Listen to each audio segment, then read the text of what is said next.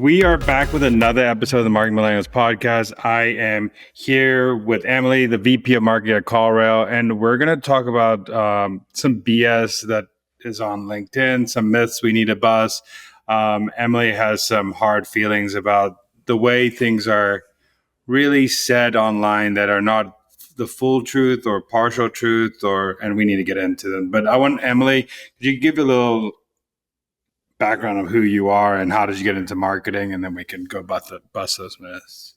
Yeah, thanks, Daniel. Great to be here. They are hard feelings, aren't they? You know that. Everyone else is about to learn that. My name is Emily Popson. I'm the VP of Marketing at CallRail. I've been in marketing my entire career in B2B SaaS. I've worked at large-scale enterprises. I've worked at 5-person startups, and most recently here at CallRail, developing marketing analytics solutions and AI solutions for marketers at small businesses and the marketing agencies that support those. We provide lead intelligence to those businesses and really democratize lead intelligence for businesses of all sizes so that any marketer can market with confidence. I found my way into marketing really accidentally, and that's the short and easiest version of the story. I always wanted to be a lawyer. I got into law school, saw how much it costs to go to law school, and said, I think I'm going to go make some money first before I do that. And just got really fortunate to wind up at a marketing-focused software startup in New York City, and really got the SaaS bug from there and have never left the game. That's actually a funny story because my wife is actually a 1-semester law school dropout, and then she got into e-commerce. So she has the same background. Yeah. So she went to law school. Actually, she hated it and was like, I need to go do something else with my career. So she has no regrets either. No regrets at all. But I want to get into this. I think the first myth I want to talk about is around the MQL. So what are you seeing online that you want to debunk that people are saying? Here's the thing. I'm sure you've seen it. You're very active and aware of what happens on LinkedIn. You are one of the best in the biz. For the last 5 years, there has been this war on these 3 little letters. And it's been so curious to me to watch. And the longer it's got on, really the more concerned I've gotten for the marketers out there who built MQLs into their MarOps systems to measure something, and are now sitting here going, well, gosh, do I have to go redo all of that? Am I a terrible marketer because I just shipped a report to my CMO or my CFO or my head of sales reporting on how many MQLs I delivered last month? And I think it's causing such unnecessary confusion. And I understand where it comes from. We got into a bad place as marketers maybe 10 years ago where we just everything was measurable, and so the bar kept dropping. We measured a click here, we measured an email read here, we measured a touch point here. And the bar for MQL went lower and lower and lower, and sales confidence in those MQLs got lower and lower and lower, and frustration got higher and higher and higher, and it's perfect fodder for LinkedIn commentary. But I think leaving it as MQLs are worthless, and so are you as a marketer if you measure them or even say the letters or type the letters somewhere. It's just not productive because marketers need to measure something. MQLs are nothing but a delivery system for what should be a quality revenue opportunity for your business. And so the way I like to think about this and reposition it for marketers is it's a delivery system. You are in control of it. The MQL is not worthless. Your definition of it is. Go back to the definition. It is not the letters. It is not the fact that you have a delivery system. It is how you defined it. Instead of an MQL being, we've all seen this, 5 points for, opening the email, whatever, 5 points for visiting any site page on your website, 20 points because they spent half a second on pricing, but even though they didn't mean to, sales go follow up. Redefine it as it's someone in your ICP, perhaps, who has read every single email that you've sent to them over the last however long, has started a free trial or has called a couple of times, like whatever it is, get it, bring it closer to what your sales team or your business needs. At my team is an inbound PLG company. Their primary KPI is driving free trials. So to us, an MQL is synonymous with someone ready to utilize the product. It is not synonymous with someone who is somewhat aware of our brand and sales should go spend time, because ultimately that's not efficient for our business. It's not efficient for our resources. It erodes credibility in marketing. But we need marketers to go back and redefine, take the reins back to MQLs and rebuild that credibility. And just have a more nuanced conversation about what's really wrong here and be more specific about how to fix it. You've worked in ops before, to go back through all your go-to-market systems to change those 3 little letters. It's not really the most productive thing marketers could spend their time on, or the ops teams could spend their time on. Yeah, that's why I always think I hated the scoring system that people built. I always say go off of your ICP and always look, is your ICP changing or not? Because I think the problem is if you do it off those little numbering system, that is not telling you if that person is a great person because someone could read 1,000 emails and they're not in your ICP, and you can consider that. I think having a clear definition of what is a quality lead. Also, someone who raises their hand, usually that starts a free trial or clicks request a demo or is very high intent. I don't care what anybody says. So if they filled out the form and clicks a demo, that is a high intent thing. I get worried when people, and I think it's definition. I think that's what you said from the beginning. I get worried is when it's someone in your database that hasn't shown any clear signs of intent and is just opening emails, and then now sales goes right, or they have some ABM tool. They've actually done nothing other than their company raised some funding, and so now they're an MQL or whatever it might be. It's not even their own behavioral trait. It's redefining it, and it's not relying so much on these old scoring models that are really the root cause of the problem, to your point. And I think that if you just use it as a directional metric, and because you have to measure it and use are they converting into pipeline? Are they converting into revenue? And use it that. I think what problem is when marketers' only metric is MQL, and then it's easy for a marketer to game an MQL, and that's where I think the problem started happening, is that people started gaming an MQL because that was their only metric. I think the problem is usually there's no alignment internally of what an MQL is, and there's no alignment on we are all responsible for revenue and pipeline, and let's go at it. And then an MQL is just something that directly tells marketing, and it should only be a marketing metric, to be honest. I believe I couldn't agree more. It shouldn't be an everybody team, meeting. We don't even send MQLs to sales. We generate MQLs and then we do things with them through marketing systems, but we also don't report on them. They are an indicator to us. We use them to inform the journey and the experience that we're executing and creating. But we don't. They're not even in our list of KPIs. We just use them as a delivery system to signal that something else in the buying journey is ready to occur, or a different experience is ready to be delivered. And we orchestrate all of that through marketing. And we don't hand a basket of MQLs and say happy birthday to sales every month. Yeah. And I think it's just what I used to look at is every channel has a different value system of what somebody come in, but you have to measure if someone fills out a form coming from Facebook, you have to measure how much that person it costs to generate that form fill from that channel. That's right. It has to be measured somewhere, because you need to know cost. Just for a marketing team directionally, that Facebook is trending higher for a cost, or whatever events are trending higher or lower, so you directly know how you're spending as a marketing team. I think that's where I, because then if you're spending more on quality, it doesn't really matter. If you're spending more on junk, then it matters.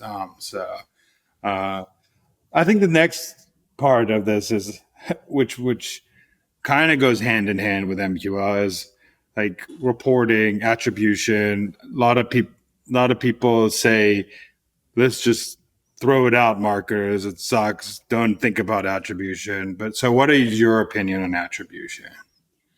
Yeah, I think attribution is garbage has been the headline floating around, and it just really grinds my gears a little, Daniel. I because again, it leads marketers astray, and it's not productive because first of all, marketers, and your podcast talks a lot about this. We for marketers to be most successful, they need to directly attribute their role and their work to revenue. It comes down to revenue. Are you delivering revenue growth for the business? Attribution is the act of attributing your efforts to revenue, to units, to growth. There's never, ever, ever, ever, ever, ever going to come a time when marketers don't have to answer the question, is what you're doing, is what you're investing in delivering revenue growth for our business? And how do you know that? I think where attribution has gone astray is, well, it's a couple things. It's when marketers rely too much on in-platform metrics or last touch or first touch attribution, and they attempt to oversimplify the role of their investment. It undermines the credibility of the data that they are reporting on, and it leads everyone to feel inside like, is this just garbage? Should we abandon this? But the truth is, the next month will come around and you have to answer the same question. So we need to find a different way of doing it, not abandon attribution altogether. My personal opinion is that attribution is entering a bit of a renaissance, and it's just time to approach it differently, starting with collecting more data. Most marketers, I'm sure most of your listeners, are relying on solely some form of software-based attribution, whether that is just their in-platform click attribution, whether that's GA4, whether that's something like Marketo Measure, Visible of old, or something like CallRail for small businesses. Like, we're all in the attribution game. The problem with only utilizing those data points is it's trying to only it's using software and the data points software can collect to simplify and attribute a single lead, a single unit to $1 of revenue. I think as AEO, it takes on more and more space in our worlds. I think as dark social has become a greater part of buying journeys, as the landscape at large has changed, those practices have become largely outdated. We need to connect more data sets to really understand what our buying journeys look like and get away from this single unit to single channel to single dollar methodology and get closer to unlocking insights about common buying journeys. And AI has made that easier than ever. Like, the simplest version of this, if you get out of traditional B2B marketing world, right? If you have all those tools available, pretend you have nothing. You're day one in marketing and you want to answer the question to your CFO, CEO, CMO, is anything you're doing working? Take all your click data, get your GA4 sessions, download those. Do you have a form somewhere, either from sales or on your website or somewhere, where you're collecting answers to the question, how did you hear about us? How did you find us? That's self-reported attribution. That is really valuable data. If you're using any type of conversation intelligence tool, which we marketers absolutely should be doing, and we should talk about that. If you're using anything like that, can you have your tools listening for signals like that about, maybe I'm like, yeah, I'm using your tool because Daniel referred me to you.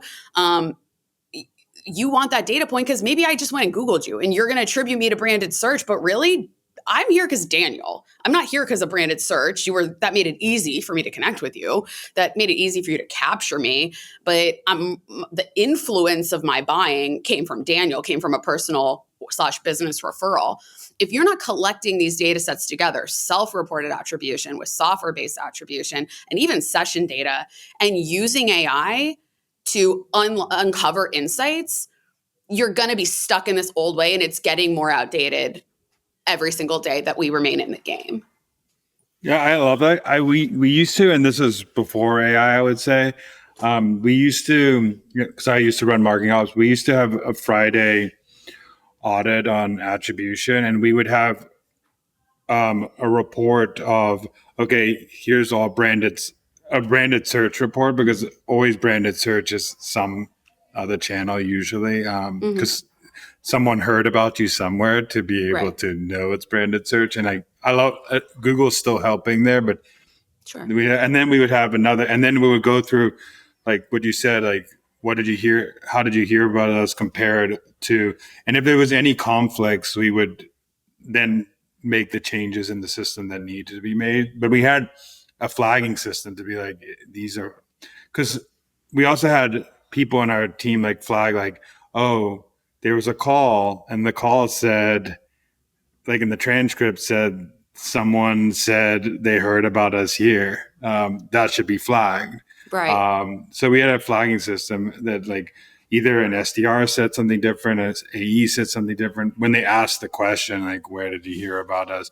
So I think that's the thing. But with AI now, it's even better. And I also go back to like e-commerce is doing it way better, and they used to do it way worse, because they have incrementality testing, where it's like they know that if I did a big LinkedIn campaign, I'm going to put that into the dashboard as an event and look at how it's affected other channels when I did like a dark social thing, or I had an influencer post go out, or I had this go out, and see increment. Right. Yeah, like, but we don't do it in B2B. We do this. Okay, it came from Visible. Visible is the end all be all. It came from Facebook. Facebook's the end all be all. And instead of data should be put into an unbiased system and then reported on, not on something that's trying to make you money. Right. So. And it's redefining. I'm sorry. I think the marketing gods are coming for me. The sun has gotten so bright in Atlanta. You see like the orb. Yeah. I think they're coming for me. The halo effect. I think this is right Jay. I think Jay's presence is here or something. He's angry. It's okay, Jay. It's going to be okay. It's redefining the question that we're answering. I think the old way, the visible way, and listen, we're visible users. It's providing it allows us to collect the software-based data I'm looking for, but we no longer report on that by itself. It's not insightful enough. It's redefining the set of questions we're answering. It's no longer, what is the single channel you can attribute that dollar of revenue to? It's what is the common buying journey? What are the commonalities along the across the revenue that you've generated? What versions of those are driving the greatest return on investment, and can you replicate that? That was idealism like 10 years ago I think in attribution. We would have these conversations with our MarOps teams. Could we ever get there? And it was so complex. But again, as we've said, AI is changing that. I mean, you can simply take all this data, upload it into your AI tools, and prompt it to look for these trends for you. We're moving our platform in that direction to support small businesses as well. But I think it's table stakes, because even with AI, like, you can really only get the LLMs. You can only get directional, somewhat influential attribution data on the role they're playing. You're never going to capture all of that in the archaic attribution methodologies. You're just not. I mean, for example, there are ways that we could talk about right now of capturing, let's say, off-platform ways of attributing. Like, for example, CallRail, like having numbers on flyers, having numbers on billboards, having numbers like at a booth. That's one way to capture off platform. There's QR codes. We're getting pretty good of like at least having directional, and all Yeah. this to be said is we need to know where someone like came from. It doesn't mean that that was their first interaction with that brand. I think separating those things, and then also like I used to say is like I used to like stabilize metrics before I use another channel, and then say like is blended CAC like still going trended in the right direction? Are we dropping blended CAC? And like Right. if we're still having blended CAC at where I like it, I still am going to invest in that channel for a long time. But if Totally. my CAC number, but yeah, I want to. How do you? So like you. So let's go on how you guys use it. So you're visible tracking some of the things. You're what other? How do you look at data and decide I want to invest in this channel versus this channel? This channel is working. Yeah. That channel is working. Yeah. In terms of the data sets we're looking at our session data. We're looking at the visible attribution data, which through a W-shaped model works for us really well because I'm trying to distribute the influence of the channels there. But then we've introduced this concept of influence reporting, which takes essentially that broad set of touch points, which is the visible language, right? It's you, Daniel, in my system have 17 touch points, and 6 of those are across various versions of search, and 5 are across various social platforms, and the rest are an email and a call and whatever. So I have this this view of the various touch points, and through the W-shaped model, right, it's distributing those touch points and ultimately divvying up Daniel across the channels. It's giving like 25% of you here, and et cetera. But what we've built is take the whole of the touch points and tell me which channels show up at the highest rate across our new units, and our revenue. So it's like, and then we use both data sets. What's the attribution data telling us, the software-based attribution data? What is the influence data telling us about the rate at which channels are showing up on our revenue generating our new units? And then bringing in the qualitative, the conversational insights, the self-reported attribution, and then the trial data signals. So like my team the demand generation team is organized by verticals. So each vertical marketer is watching their trial volume every day.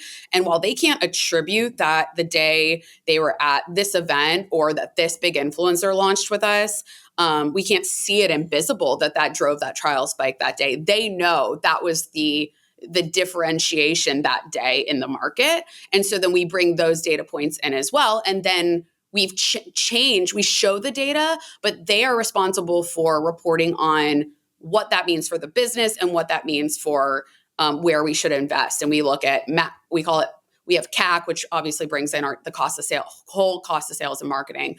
And then we look at marketing acquisition cost. We call it MAC internally by channel. And how is that trending? How is the blended trending? How are conversion rates trending? Did any of them create downward pressure on conversion? You got to look at all of it. You know what I mean? And this goes back to what we're saying. You can't, the old way stopped working 5 years ago where you're just relying on the output of a single set of attribution data. You need to be attempting to move in the direction of triangulating larger sets of data about what's actually influencing buying and what investments are actually moving the needle and generating revenue, because that's how you build credibility with your CFO. We have my demand gen team, the director of demand gen, and her whole team goes in front of our CEO and CFO once a month. They have it on this coming Monday. They dry run it with me this morning, and they go, this is what's happening in every channel. Here is qualitative insights. Here are the quantitative insights. And here is what it means. They show their data, they show their path, and then they translate it. And then they make their case for what their investments are to come. And it's all rooted still in data, but a different type of data that's evolved with the way buying has evolved. And I also think that which I think people confuse, there's marketing only dashboards and like attribution, and then there's the attribution you show publicly. And I think, and that's like something that people conflate too, is like there's like marketers should collect as much data points as they need to make the best decision possible, but the best decision shouldn't all those data points shouldn't be shown to everybody because then it's going to confuse the hell out of the business. Like you diagnose those points, and then like your demand gen team's probably like taking all those points, saying like, okay, this influence. Now I'm going to make an executive decision that this channel drove this channel drove this. We should invest more here because this is happening. But it's also what you said. It's like, we only are doing this because we're judged so hard on results, and which is fair, but we have to report to show that to get more money. Otherwise, we're not going to get more money. So I know. I tell my marketers all the time. They're so lucky that they're able to tie every move they make to revenue. That's where you want to be as a marketer. You don't want to just be seen as a cost center. You want to be seen as an investment center that delivers revenue growth. And you need to be able to do these things to maintain that standing, I think, both in the executive spaces, but also broadly at your company. And I think, the next level of this, I think we all want to talk about is, we are in the era of like conversational data, first party data, how we collect first party data, what is important of that. So you want to go over a little bit of like what people say in the market versus what is actually true, on what true to you, and let's go down to I'm convinced this is truly actually reverse psychology being used on all of us, but I'm happy to be wrong. This is like an unspoken myth. It's that like tools like Gong or other conversation intelligence tools, we make one for small businesses, but there's so many of them out there. Go to G2 and you can see all of them, that those are really like sales tools. And this to me is like this secret unlock that my marketing team seems to have figured out, and many marketing teams we work with have figured out. But broadly, especially in the B2B space, I do not see this being utilized enough.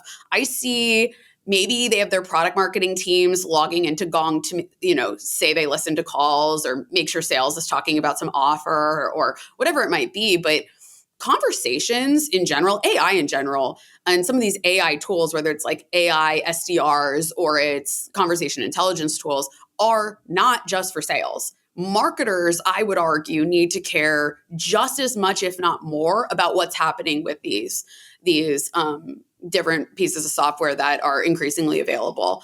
On the conversation intelligence side, a couple of the ways I think marketers tomorrow should be using this and should go find whatever tool works for them. There's many that are industry specific. If you're smaller, CallRail is a great one. If you're bigger, Gong's a great one. There's a lot in the middle as well and around the fringe areas. But one, conversion signals. You can be, to your point earlier, having your systems listening to conversations for indicators of a variety of things, readiness to buy, or booked appointment if you're in the trades, or book demo if you're in SaaS, and sending those signals automatically back to Google from the conversation or to your various ad platforms. Like, this is just like a no-brainer. Everyone should be doing this, and they should be doing this for like a year. And if you're not doing it, you start today. But there's more nuanced things that I think are going to help differentiate marketers and marketing execution. Segmentation and personalization. You can be using these tools to extract unique details that help make your emails more personalized and more engaging and drive more reply rates, that make your segmentation more immediate and timely. Like, imagine if all your conversations, there's no way for you as a marketer to know, did everyone in my segment, in my base, just have a positive or a negative conversation with sales or success, or no conversation. If you have data on like someone just had a really bad conversation, their sentiment just dropped, and you have triggers set up to automatically scrub them from your email list, that automatically can improve your persona and your standing with that customer or prospect. Or maybe you set up a trigger to not only scrub them, but now put them to trigger another automation that tomorrow you send them for marketing a little like moment of delight somewhere, like a $5 Starbucks. We know you had a tough call yesterday, or don't acknowledge it, but something that like meets them where they are a little bit more and connects those dots. Without conversation intelligence tools, there's no way to scale that type of insight from every conversation.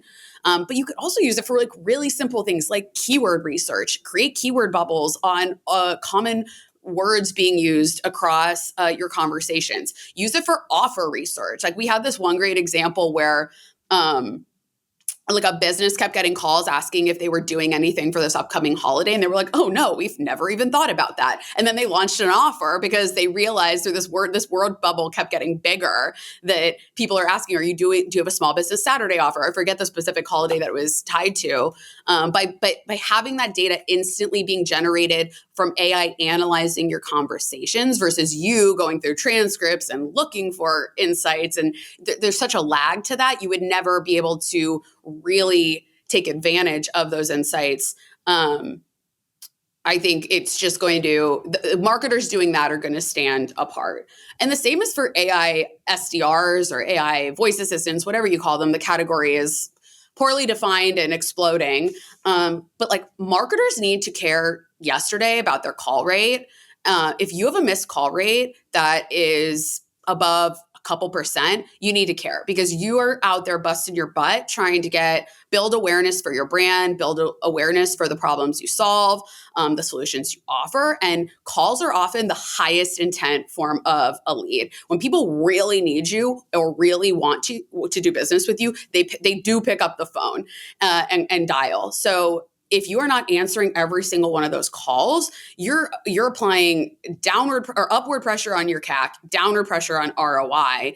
And right now you probably feel totally out of control of that situation, but you're not, because now that we have the ability to have fully customizable, prompt directed SDRs working on our behalves, being full control of our brand, not shipping off our overflow call volume to inconsistent human-based services. Humans have bad days. AI doesn't. Humans forget that you don't want your brand to be referred to as cost-effective or budget-friendly.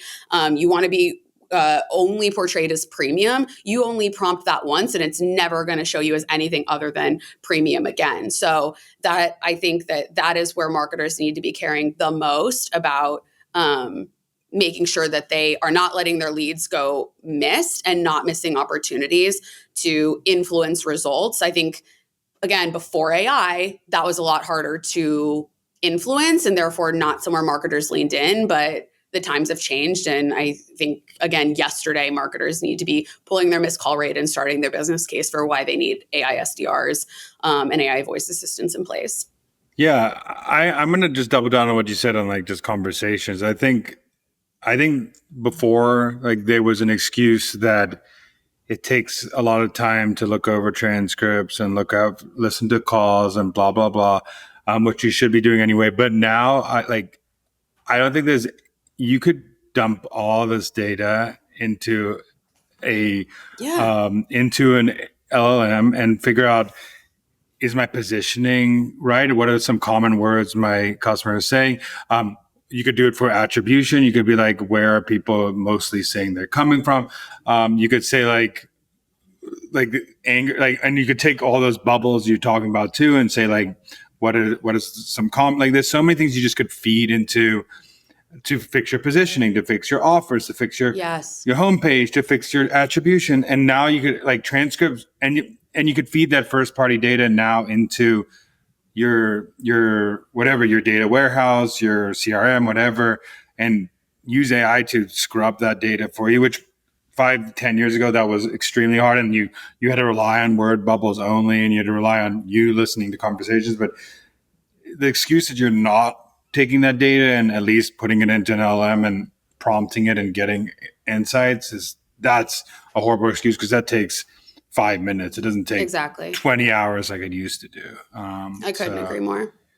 So yeah, I'm a big fan of like, now we have so much, and marketing should be knowing, like, marketing is every touch point, which I don't get. Like, even though an SDR is marketing has to have influence, because we're in charge of positioning. We're in charge of like how we talk about our brand. We're in charge of a lead came from somewhere, like how we're gonna what's the end result of that lead. So literally, like, if people are not saying things correctly, or if AI is not saying something correctly, it's on marketing to fix that. And we should know how to fix that. And now with AI, it should be super easy to fix that, those problems. I couldn't agree more. I'm glad to see we're on the same page. The gods have backed off, so I think we're on the right track here. Yeah, I mean, there's things that like AI. I get it. If you weren't using AI 10 years ago, it was hard to listen to a bunch of conversations. It was hard to. You still should have been doing it, but it was harder than ever to just like carve out 5 hours of your week to do that. But now it takes maybe like 10 minutes of your day to put a transcripts into an LM and prompt it something. Right. So, or like set up that infrastructure beforehand so it saves you the 20 hours a week to do that, where you can automate transcripts putting into your LM. So there's a lot of ways to do it right now. So yeah. So here's my final word I'm going to say on all of this, because you and I could probably keep talking for another couple hours on all the other BS that's out there. I think marketers need to trust their guts, start doing the things we talked about today, get back to confident marketing. I'm not going to say spend less time on LinkedIn, because I feel like that would not align with your personal endeavors and professional endeavors. But I'm going to say, take it all with a grain of salt. And ultimately make the decisions that for you as a marketer in your business that are right for your business, and don't live and die by what LinkedIn influencers are telling you, make or break marketers. Yeah, and going back on that, everybody in LinkedIn, even me, even you, even Jay, whoever, are all coming from a biased position of what worked for us and from our experiences and stuff like that. So when we say something that are like, you should do this, I would always say you test it, but don't like take our word at 100%, because it worked for us doesn't mean it's going to work for you, because your business is different. Your problems are different. Your outcomes are different. The way you measure things are different. So don't use everything we say. Just use it as a source point of like maybe it's like ideas. Nutrition. It's like saying kale changed my life. Well, what if I'm allergic to kale? What's going to change my life? You got to find what's going to change your life, what's going to change your performance. And that's going to be, there are common truths, and there is also individualization for every business. So I couldn't agree more. Last question before we hop is, what is a marketing hill you would die on? Haven't I died on a few today? I know. I'm just trying to be like, what is the one you want to like die on today? The one I'm dying on today is attribution's not garbage. And I want marketers to remain in the boardroom, and you're never going to stop for the rest of your career having to prove your value and prove your impact. So evolve your attribution. Don't ditch it. Okay. And lastly, where can people find you, CallRail, and all that good stuff? You can find me on LinkedIn, Emily Popson, or find us at callrail.com or at CallRail on all the socials. Cool. Well, thank you so much. I'm glad we at least had some myths busted on your side. And thank you for joining. Thanks, Daniel.